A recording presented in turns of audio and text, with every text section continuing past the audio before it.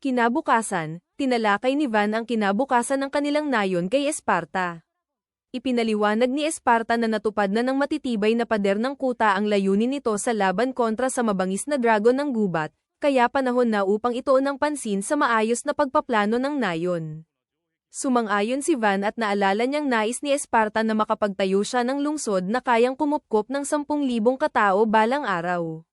Pinagtibay ito ni Esparta at iminungkahing magsimula na silang maghanap ng mga bagong mamamayan upang mapalago ang populasyon at maitaas ang nayon tungo sa pagiging lungsod.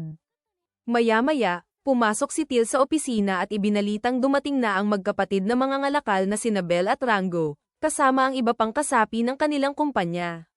Nasabik si Van na makipagkita sa kanila at nagpas siyang ibenta muna ang mga materyales mula sa dragon ng gubat bago sumabak sa pagpaplano ng lungsod. Nagtungo sila sa bodega kung saan nakaimbak ang mga hilaw na materyales mula sa dragon. Tinanong ni Van ang magkapatid kung magkano ang maaari niyang kitain. Ipinaliwanag nila na bihira at napakahalaga ng isang malaking dragon ng gubat, lalo't nasa maayos na kalagayan ang mga kaliskis, kuko, at mga mata nito. Kahit konserbatibo ang tansya, maaari siyang kumita ng 100 platinum coins, halagang sapat upang maging milyonaryo kahit sa totoong mundo. Samantala, masusing sinuri ng mga nakatatandang mga ngalakal ang bangkay ng dragon at nagbulungan ukol sa kanilang estratehiya. Nilapitan sila ni Van at tinanong ang kanilang opinyon. Habang nagkikiskisan ng mga palad, hiniling nilang sa kanila na lamang ipagbili ang lahat ng bahagi ng dragon, sapagkat wala raw siyang mahahanap na mas maayos na katuwang sa kalakalan. Ipinangako nilang ibibigay ang pinakamataas na presyong maaari niyang makuha saan man, at nag-alok ng 60 platinum coins kapalit ng kabuuan nito. Napakababa ng alok kumpara sa sinabi ng magkapatid, kaya nagpasya si Van na muli silang kausapin bago magbigay ng kontra-alok. Kinabahan ang mga nakatatandang mga ngalakal, sapagkat kulang pa sa karanasan ang magkapatid at maaaring magkamali. Inilayo nila ang dalawa at sinabing makisabay na lamang, dahil iisa ang kanilang kumpanya at dapat sulitin ang kita mula sa inosenteng batang ito.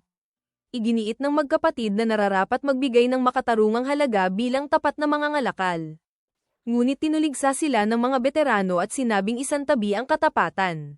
Tiwala silang walang ibang mga ngalakal na pupunta roon, kaya mapipilitan si Van na tanggapin ang presyong ididikta nila. Narinig ito ni Van at handa na sanang magsalita, ngunit naunahan siya ng magkapatid. Buong tapang nilang ipinahayag na pipiliin nilang maging tapat sa lahat, sapagkat naniniwala silang mas malaki ang pakinabang nito sa pangmatagalan, at ang pagiging patas kay Van ang pinakamabuting hakbang. Lalong nagalit ang mga nakatatanda at isinumpa ang mga baguhan, binyantaan pang patalsikin sa prestihiyosong Mary Chamber of Commerce dahil hindi raw inuuna ang interes ng kumpanya. Umalis ang dalawang sekim matapos iyon. Tinanong ni Van ang magkapatid kung totoo ngang mapapatalsik sila. Inamin nilang malamang papanagan ng pamunuan ang mga veterano kaysa sa kanila, at malaking dagok iyon sa kanilang reputasyon. Iminungkahi ni Van na magtatag na lamang sila ng sariling kumpanya ng kalakalan. Nabigla ang dalawa at sinabi nilang hindi iyon madali, sapagkat kailangan muna nilang makumpleto ang 3 mahahalagang hakbang. Una, kailangan nilang bayaran ang rehistro sa guild ng mga mangangalakal at magtayo ng sariling tindahan, madadaling hakbang. Ngunit ang ikatlo ang pinakamahirap, makakuha ng rekomendasyon mula sa isang may titulong maharlika. Iisa lamang ang kilala ni Van na maaaring tumulong, kaya agad siyang lumapit kay Mommy Mera.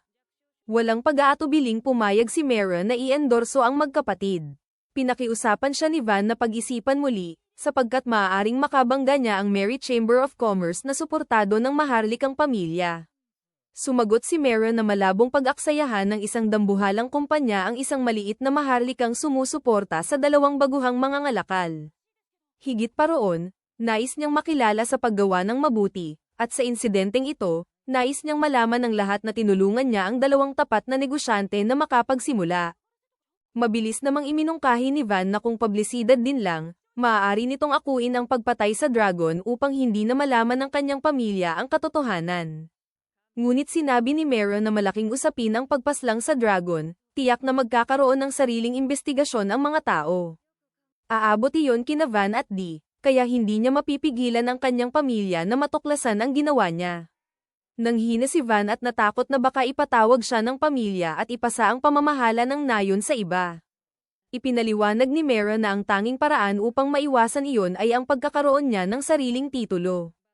Aniya, lahat ng Maharlika ay may titulong minamana o pinaghihirapan. Dahil nagsimula siya bilang kabalyero, dinaanan niya ang mas mahabang landas. Ngunit si Van, bilang anak ng isang marquis, ay maaaring madaling pagkalooban ng hari ng titulong baron. Hindi maunawaan ni Van kung paano mangyayari iyon. Ipinaliwanag ni Mera na dapat niyang akuin ang karangalan sa pagpatay sa dragon, sapagkat sapat na iyon upang pagkalooban siya ng titulong Maharlika.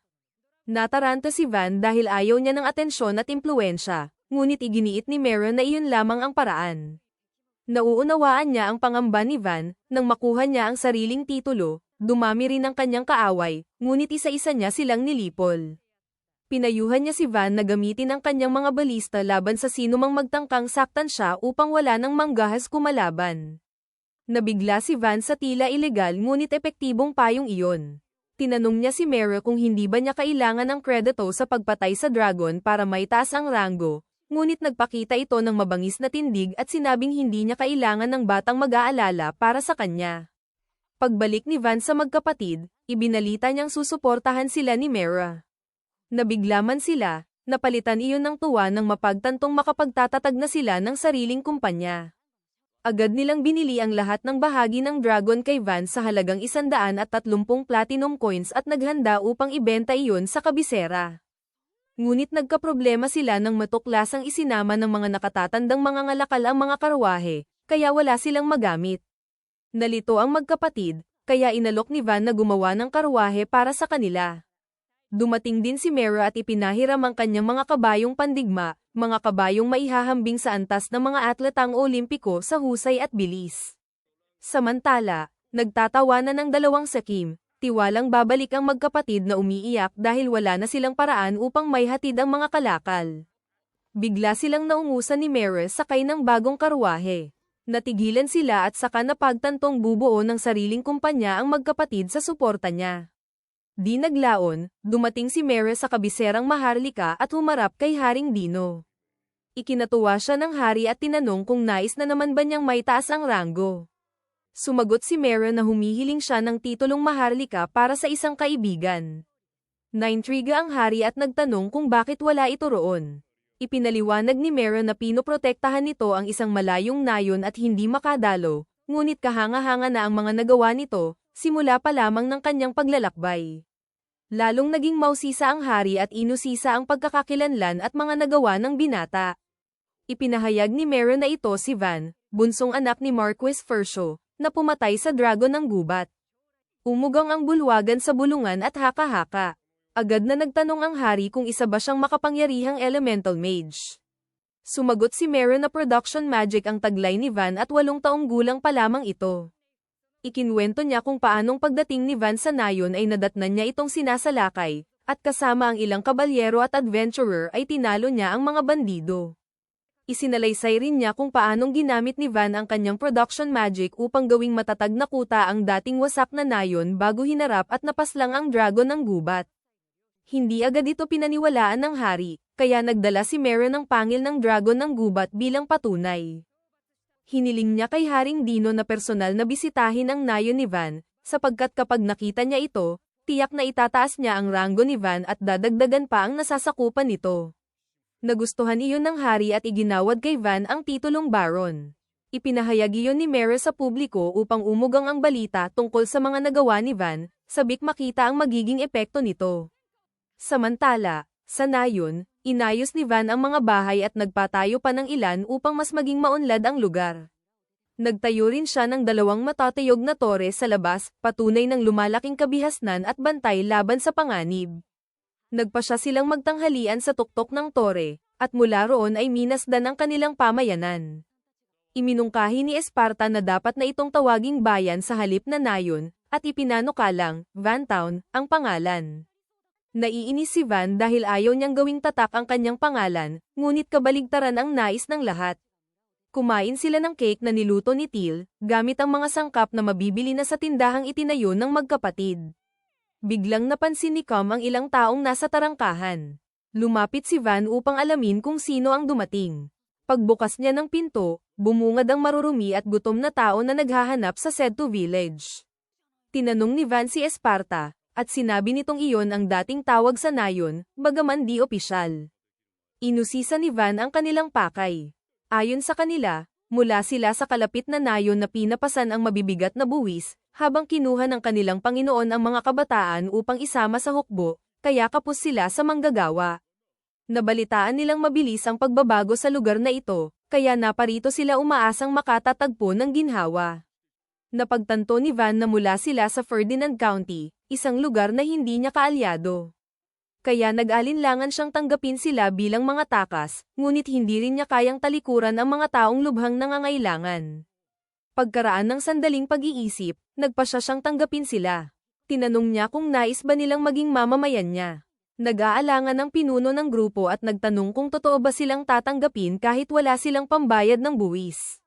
Sinagot ni Van na huwag muna nilang alalahanin ang buwis, magpapatayo siya ng mga bahay at titiyak ang hindi sila magugutom. Namangha ang mga tao, worry paraiso ang kanilang narating. Tinanong ni Van kung ilan silang lahat.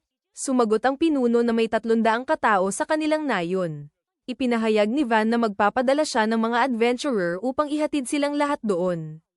Napaluha ang pinuno at nagtanong kung paano nila matutumbasan ang kabutihan niya. Mapagkumbabang sinabi ni Van na magpapadala rin siya ng mga karwahe para sa kanilang mga gamit.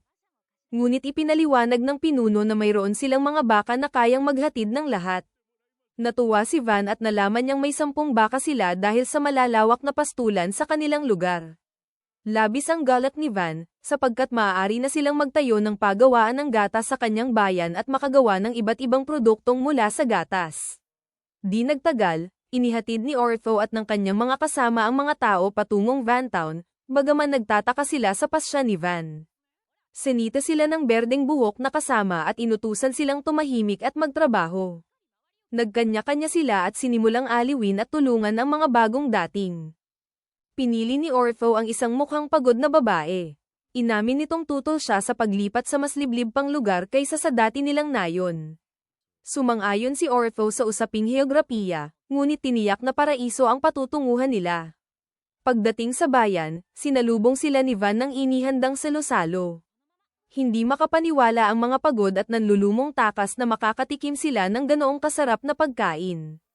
Luhaan silang kumain ng karne ni Van. Matapos iyon, nilapitan nila si Van at nagtanong kung may maitutulong silang trabaho, sapagkat nais nilang pagtrabahuhan ang kanilang pananatili. Napagtanto ni Van na takot silang mapalayas kung wala silang ambag. Ipinaliwanag niyang maaari silang mamahala sa mga tindahang itinatayo niya at magtrabaho sa bukirin. Sagot nila, sanay sila sa pagsasaka ngunit wala silang karanasan sa pangangalakal. Sinabi ni Van na ipaubaya ang masalimuot na gawain sa mga may pinag-aralan at gawin nila ang makakaya nila. Dumating ang pinuno ng nayon upang batiin ang mga bagong dating at ipinahayag na mas gaman ang kanilang buhay dahil kay Van, at nais nilang maranasan din iyon ng kanilang mga bagong kaibigan. Halos maiyak sa tuwa ang mga takas. Ngunit may isa pa si Van, naghanda siya ng cake mula sa gatas ng kanilang mga baka. Sinabi niyang lalo pang giginhawa ang kanilang buhay habang pinauunlad niya ang lugar mula bayan tungo sa lungsod. Sa unang pagkakataon, naramdaman ng lahat na tunay na silang nabubuhay, hindi lamang basta nakaliligtas.